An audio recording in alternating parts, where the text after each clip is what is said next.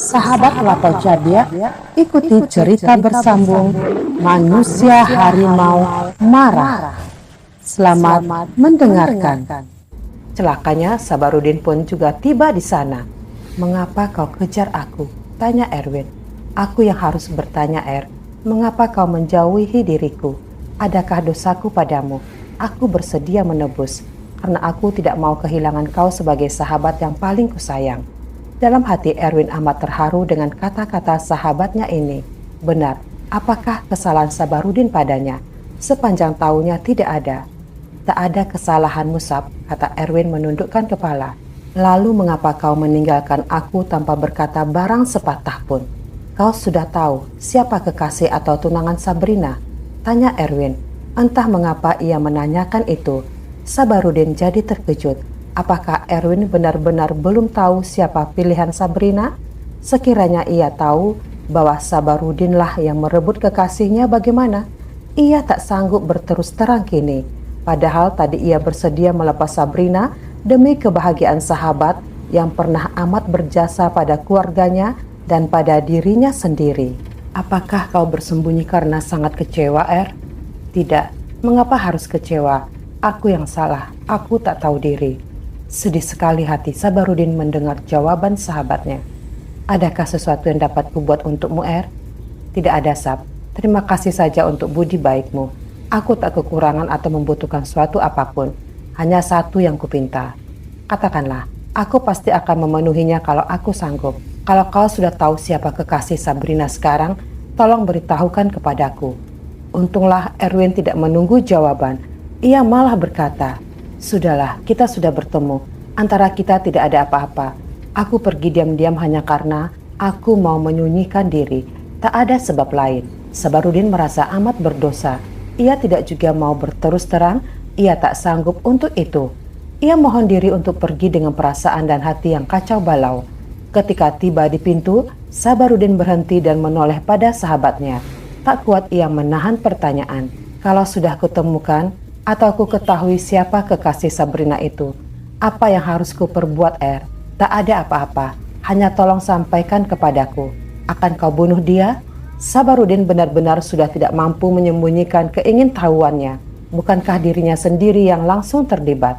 "Oh, tidak, Sab, tidak. Aku tidak sejahat itu. Hak Sabrina untuk menukar kekasih. Apalagi di antara kami pun belum ada sesuatu ikatan. Lalu mengapa kau begitu ingin tahu? Ada yang mau ku sampaikan kepada laki-laki itu. Bahwa dia merebutnya dari dirimu, Tidak, itu juga tidak. Ada sesuatu yang mau ku ceritakan. Untuk kebaikan semata-mata, tidak ada lain tujuan." Dan Erwin mengatakan yang sebenarnya. Sabarudin bertanya-tanya di dalam hati, apa gerangan yang mau diceritakan bekas kekasih Sabrina. Tetapi ia tidak punya cukup nyali untuk mengatakan bahwa dirinya lah yang harus menerima cerita Erwin. Sudah jadi terlalu berat dan malu untuk mengakui sebuah kenyataan. "Bila kau akan datang ke rumah, tanyanya ketika akan keluar pintu. "Nanti, kalau kurasa harus ke rumahmu." "Mengapa begitu?" "Ya begitulah, jaga dirimu baik-baik, Sab. Jakarta ini menyimpan banyak penjahat. Kewaspadaan selalu amat perlu." "Terima kasih, Aku pergi ya." Dan ia melangkah. Sepanjang jalan ia merasakan ada sesuatu yang akan terjadi. Mengapa Erwin menasehatinya untuk jaga diri baik-baik dan bahwa Jakarta menyimpan banyak penjahat. Ia kenal Erwin sebagai seorang manusia yang kadangkala pandai melihat jauh ke depan. Keesokan harinya, sekitar jam 4 petang, Sabarudin menjemput Sabrina untuk berkunjung ke rumah seorang sahabat yang berulang tahun. Sahabat biasa, bukan seakrab persahabatan dengan Erwin. Ia keluarga kaya, mempunyai gedung mewah dengan perkarangan luas, berbunga-bunga indah pula, sedap dipandang. Pemilik semuanya ini bernama Safril, pengusaha muda yang terampil, baik budi dan tidak pernah menyombongkan hartanya. Karena insaf bahwa harta tidak menentukan segala-galanya dan bahwa semua itu akan tinggal kalau sepemilik dipanggil Tuhan pulang untuk ditanyai apa saja yang dilakukannya di dunia. Dan dia tahu bahwa di sana siapapun tak dapat berdusta, siapapun tak dapat disogok. Yang dihitung di akhirat hanya kejahatan dan kebaikan, amalan dan dosa. Kalau neraka diibaratkan penjara, maka tak ada seorang hukuman pun dapat melarikan diri dari neraka.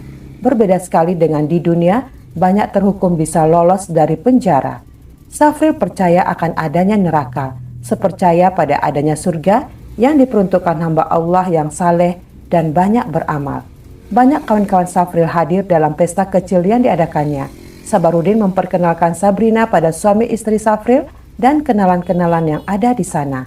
Selain memberi selamat kepada yang berulang tahun, mereka juga melihat anaknya yang pertama, Indri yang baru berusia 4 bulan. Nyonya Safril dengan perasaan bangga mendengar pujian sahabat-sahabat suaminya yang sebagian juga sudah jadi sahabatnya. Semua mereka mengatakan bahwa Indri sangat cantik dan lucu, montok lagi. Dan tak heran kalau suami istri Safril amat sayang pada Indri. Bagi mereka inilah harta yang paling berharga, lebih berharga dari segala benda mati yang mereka miliki. Sudah tentu Sabarudin dan Sabrina juga dapat giliran. Nyonya Safril yang mendukung anaknya memperlihatkannya. Ia tahu bahwa kedua orang ini pun akan memuji. Aduh, cakepnya, puji Sabarudin.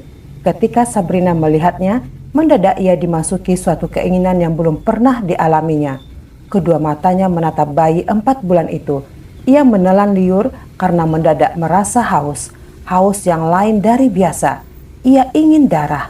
Suatu keinginan mendadak tanpa ada tanda-tanda lebih dulu bisa timbul pada diri Cindaku. Sabrina menatap anak itu. Nyonya Safril mengindung-indung anaknya yang tiba-tiba menggeliat-geliat. Kemudian kelihatan lemas. Sabrina merasa hausnya hilang. Ia telah menghisap darah Indri dengan tatapannya, tatapan Cindaku yang berkekuatan gaib. Nyonya Safril jadi gugup kemudian menjerit. Begitu pula Safril. Tamu-tamu pun jadi terkejut. Suasana pesta berubah jadi panik. Hanya Sabrina yang tahu apa yang telah terjadi. Hanya dia dan Tuhan tentu. Cindaku itu dapat menyimpan rahasia. Pandai pula bersandiwara. Ia turut panik lebih dari yang lain. Barangkali ditegur setan, kata Sabrina. Stuip barangkali, kata yang lain. Panggil dokter, kata seorang tamu memberi nasihat. Dokter datang 15 menit kemudian. Sabarudin mohon diri pada Safril untuk mencari bantuan. Sabrina permisi untuk pulang, pergi bersama-sama Sabarudin. Sepanjang jalan, gadis itu tidak berkata sepatah pun. Pikirannya kacau, mengapa harus terjadi? Tanyanya di dalam hati. Ia menyadari apa yang telah dilakukannya di luar kemauannya, tetapi juga di luar kemampuannya untuk mencegah. Matikah anak itu? Kalau mati, maka dialah yang membunuh. Betapa jahatnya dia, membunuh bayi yang tidak punya dosa apapun. Walaupun di luar kemauan, tetapi tetap dia yang membunuh. Bayi itu pasti mati. Ia masih ingat peristiwa sadis itu. Masih dapat diingatnya betapa manis rasa darah Indri melalui kerongkongannya. Setelah mengantarkan Sabrina, Sabarudin bergegas ke Tanjung Priuk ke rumah Erwin. Aku butuh bantuanmu, mungkin kau dapat menolong, kata Sabarudin. Bantuan bagaimana? Tanya Erwin. Marilah ikut, ini menyangkut nyawa seorang anak kecil masih bayi, 4 bulan. Kasihan, ia anak satu-satunya. Hati Erwin lalu tergerak untuk pergi. Setibanya di rumah Safril terdengar banyak tangis, pertanda buruk. Sudah meninggalkah Indri? Buru-buru Sabarudin mendapatkan Safril yang sedang terisak-isak. Nyonya Safril meratap. Jangan pergi anak mama. Tuhan, kasihanilah anak kami ini. Ambillah aku sebagai gantinya. Beri ia kesempatan melihat dunia Tuhan. Erwin tak dapat menahan tangis. Ia jadi teringat pada istri dan anaknya yang dibunuh Ki Ampuh. Dokter sudah tak sanggup, Sab, kata Safril kepada Sabarudin. Sudah tiada? Tanya Sabarudin. Ia tidak dapat menemukan kata-kata lain yang lebih halus. Entahlah, kurasa begitu, kata dokter tiada harapan. Bolehkah kawanku coba menolong? Siapa tahu dengan izin Tuhan.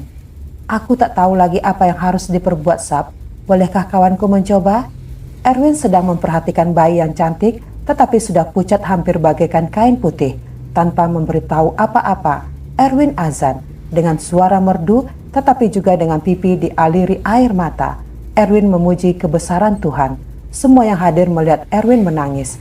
Laki-laki muda itu mendekatkan mulutnya pada telinga kanan Indri, kemudian pada telinga kirinya ia sempat berbisik. Beberapa menit kemudian, bayi yang sudah sejak tadi tak bergerak itu menunjukkan tanda-tanda hidup. Setelah itu kepalanya bergerak dan kedua belah matanya terbuka sedikit. Safril dan istrinya menangis lagi, kini karena mendapat harapan kembali. Harapan yang tadinya sudah lenyap. Semua orang yang ada di sana saling pandang, seperti tak percaya pada apa yang mereka lihat. Selain itu mereka jadi kagum tak terhingga, apalagi ketika Indri mendengarkan tangis. Ia masih hidup, ataukah hidup kembali? Tanpa sadar Nyonya Safril mencium kaki Erwin, begitu pula suaminya. Padahal mereka orang-orang terpelajar yang selama ini belum pernah percaya akan kekuatan gaib yang ada pada seorang dukun. Tadinya mereka menganggap bahwa dukun hanya penipu. Jangan begitu, kata Erwin menjauhkan kakinya dan beranjak dari tempat semula ia berdiri. Apa yang terjadi adalah karena kebesaran Tuhan semata-mata. Karena Tuhan Maha Pengasih dan Maha Penyayang. Aku hanya memohon kepadanya. Mengapakah anak kami tadi, Pak? Tanya Safril. Ah, tidak apa-apa. Darahnya manis. Tadi dihisap iblis yang lalu di sini. Apakah Dracula? Tanya seorang tamu yang ada di sana. Bukan. Dracula menggigit leher baru menghisap. Yang ini menghisap dengan pandangan mata saja. Hampir semua hadirin menjadi amat heran. Ada yang tak percaya. Bagaimana pula menghisap darah melalui pandangan saja.